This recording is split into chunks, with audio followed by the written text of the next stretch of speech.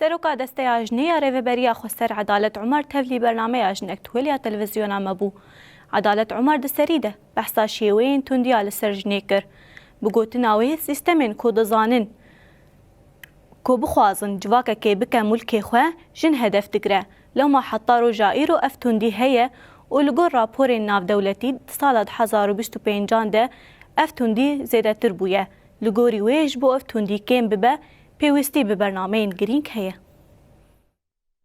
بسگرێکا توندیە بسگرێکێک جیهانی لەو ماژیت سەدەمێ وەی ئەساسی یê bingehîn nas neke tê nikare bi çareser bike.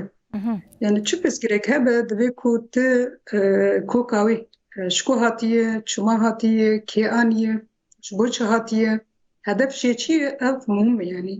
Sîstemên desthilatdar em bêjin hişmendiya bavigsalarî dizane ku bixwaze civakekê bike mulkê xwe, bixwaze civakekê li gor xwe rêxistin bike, çawa karibe desthilatdariyê li ser bike, jin esas kirt. Heta roja îro jî ev tundî heye û li gor raporên navdewletî ku 2025 zêdetir bûye ji berê ji ber ku şer û pevçûn çêbûn taybet di rojhilata navîn de.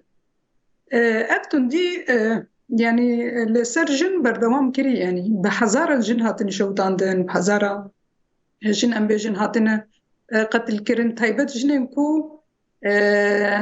desthilatdarî li ser xwe qebûl nedikirin, koletî li ser xwe qebûl nedikirin yani.